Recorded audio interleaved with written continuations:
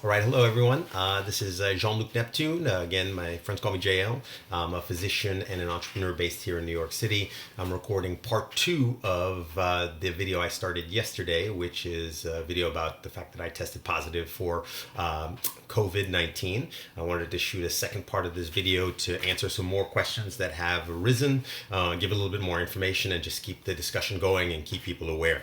So a couple things that I've learned is that number one, if you start spreading stuff on social media and you get even a modicum of traction, there's just an unbelievable amount of responses that come back. So I appreciate the responses from everybody. My goal is to get this out into as many hands as I can, and I really appreciate all the work and spreading the word, and I try to respond to as many people as possible, and sorry if I couldn't get back to everybody. I think another thing that I learned after the last video was that I should be more precise in terms of providing information and stats. So I've done that in this video, or I'll try to do that in this video, and also in the description below I'll also provide some links. So first thing that I wanted to do is just clear a few things up. The challenge of making a video in a crisis situation is that you're just trying to get content up there, so sometimes you make a mistake or two and need to provide more information. So in no particular order. So a lot of people ask me about One Medical. When I say concierge medical, One Medical sounds fancy, but actually One Medical, if I remember correctly, is like they take all insurance. Or pretty much all commercial plans. It's $99 to $199 a year.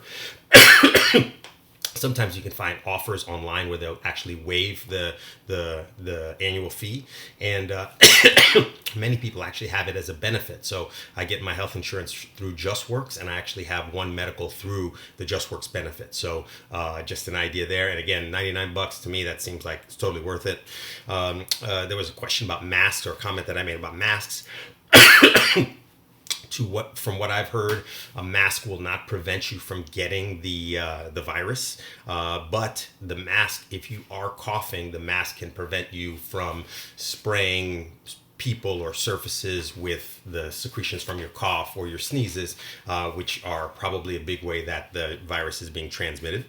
Gloves, I got questions about gloves. Gloves can probably help, but I think you have to be really fastidious about the gloves. You wear them for a particular task, and then you make sure you take them off, because otherwise, if you're wearing the gloves, you're probably just, if you ever get something on the gloves, you're probably just moving it back and forth as if you weren't wearing gloves. I alluded to peak allergy season. I misspoke, and I realized I misspoke when I was talking. Is really the beginning of allergy season. When I was saying peak, I meant that we were sort of at the peak or toward the end of the flu season. And again, that's what's made this so difficult from a diagnostic standpoint, is that you have people showing up with regular colds, flu, allergies, and then COVID. So the diagnostic challenges are many, especially in the early stages. I referred to some testing around New York State. From what I understand from the governor, those are all going to be drive-up centers.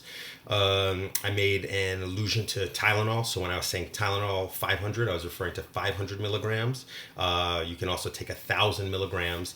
And they recently changed the maximum dosage recommendation in a day. So it used to be 4,000 milligrams in a day that you could take. That number is now 3,000. So max somebody should be taking, if you're an adult, is 1,000, which is 2 extra strength tabs, basically every 8 hours or so. Again, I'm a physician. This is not medical advice. I'm not your doctor. This is for information purposes only. If you have a question, please check with your doctor. In terms of, I use the term isolating a lot. That probably has a negative connotation, so I would use social distancing. I think, as I said yesterday, we're going to really continue to see more cities and states moving toward an official policy of isolation and social distancing.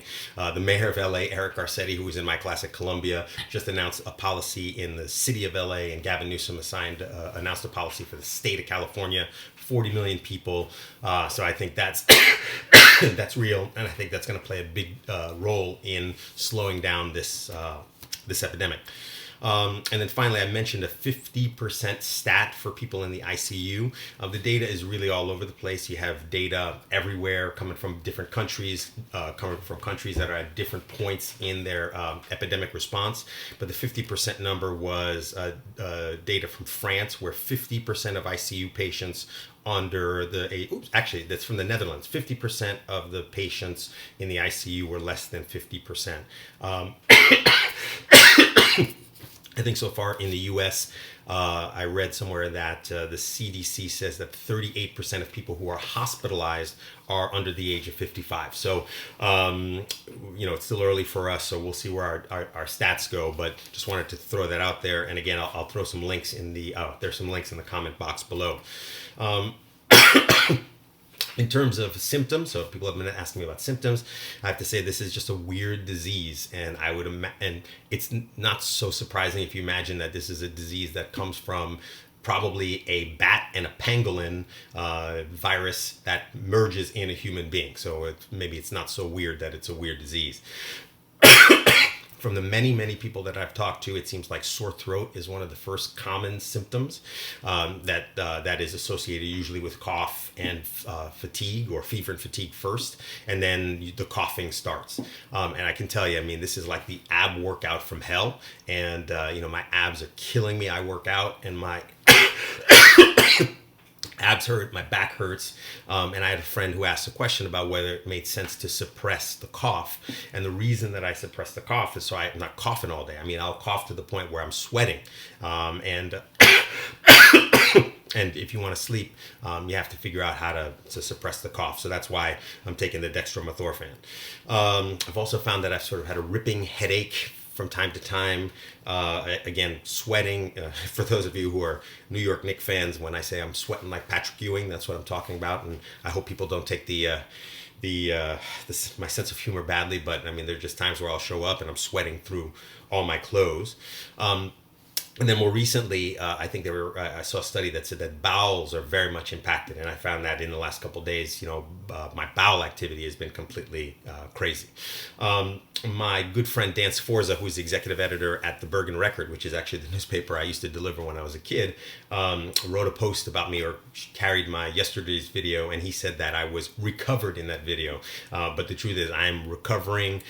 Yesterday was, or the last 12 hours have been better. The coughing really comes from talking. So before doing this, I wasn't coughing that much, which is good. But I just checked my temperature. I'm still 100.4, 100.6, which is CDC cutoff for fever, which is 38 degrees Celsius. I got some questions about how I was infected. So as I mentioned, I had a confirmed exposure on March 7th to a delegation of French healthcare executives. But when I think back to it, on the Thursday before that, we shot some video, my partner Adam and I, for our venture, Suntra Modern Recovery. We shot some videos, and our videographer was coughing and she was sneezing, and we were like, at that point, what do you do? But I think in retrospect, that could have been the place I got infected. We were also working out of a WeWork, the WeWork where we were operating out of. The day before I got my test results, they announced that somebody had tested positive there, and then I had to notify them that I tested positive as well. So who knows if I got it from somebody at WeWork, or if the WeWork people got it from me.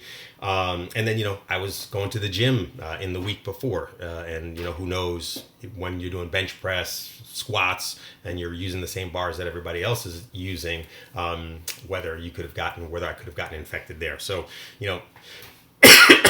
at this point, it is... I've heard I think I heard Fauci say, or somebody else say, that you just have to expect that everybody is infected. And I think, probably at this point, it doesn't really matter where you got it. You just have to assume that a lot of people have it, and you have to be careful. Also, I would say that the long incubation period of 2 to 14 days makes this difficult to assess. It makes it difficult to go back. And with no testing, or very little testing, it's impossible to figure out where you may have gotten infected. Should I be worried? I think a reasonable question, and what I keep telling friends and family is, try not to panic.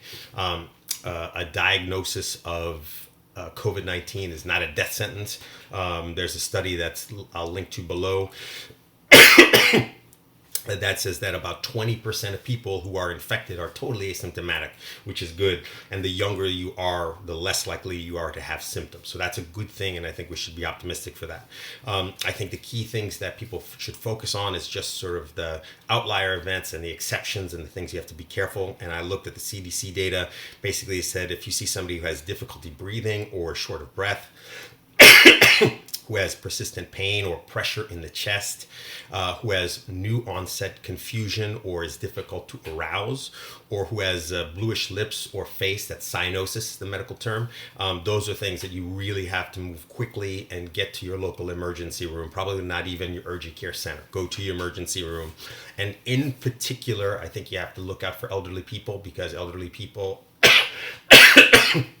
people who are deconditioned can decompensate quickly if they have problems breathing. So, keep an eye on your elderly folks. Hopefully they're totally isolated. And, if they do get exposed, if they do develop symptoms, please keep a good eye on them. Questions about treatment. Yes, there are some interesting studies that have come out using some commonly used antimicrobials and antiviral agents, which is great. These are early results, usually pretty small studies so far. I had lots of friends who said, hey, can you get me like a gallon of this stuff? Can I stockpile it? And what I always tell people is don't take medication if you don't have to. These are not you're not taking sugar pills here. These medications all have severe side effects. We should really be saving these medications for the people who need them. And I think the good thing is that most of these medications that we're talking about so far are readily available and we should be able to scale their production because you can make them in multiple places in the world if they're demonstrated to work and we have demand. So don't put the cart before the horse. Don't get overly excited. Focus on managing your symptoms, focus on monitoring your symptoms, and more importantly, getting to the hospital if you are having some of the severe symptoms that I talked about before. Last question is about treatment and immunity. It's actually really my question. And really this is for my fellow doctors out there. So please, I could use your help. My presumption is that after this, I'm going to be immune to at least one of the strains of the coronavirus. From what I understand, there are two. In many ways, I consider my early infection to be something of a blessing, in the sense that if I'm really immune, I should be able to get out of this quarantine soon to go out and help people. The question that I have for my docs out there is that the CDC is basically saying that I only need to have 3 days with no fever and 7 total days since the start of my symptoms. And then if I have 2 negative coronavirus swabs, I'm good to go. So I just wanted to know, especially given that there was some data out of China that shows that people can be infectious for quite some time with the virus. Just wanted to know if people had any thoughts on there, any of my ID peeps out there who might have some insight into that. And I just wanted to make the offer. It's been a long time since I've been out of the hospital, but I'm smart, I'm licensed, I was very well trained, and I'm ready to potentially work and help people in any way I can. And then finally, the last thing I'll say is I alluded to my old friend Dan Sforza, who is the executive editor at the Bergen Record. Dan invited me to do a live stream with him, which is, I guess today is the 20th. It's actually 2:25 a.m. here on the East Coast. I'm sort of a night bird. But at 7 p.m. today, Friday the 20th, I'm going to be doing a live stream with Dan at northjersey.com. That's like the website for the old Bergen Record newspaper. And I'll be taking questions. I'll be talking about my experience. Sharing whatever information I have, and I hope you can join us, and happy to talk to anybody and answer any questions I can within the scope of my ability and my knowledge. All right, so as I got cut off at the end yesterday, I hope everybody stays well. Please take this seriously. Take your health seriously, and again, as I said, hopefully we can pull through this together as a country, and I think we'll do well. But thanks very much, everybody, and take care.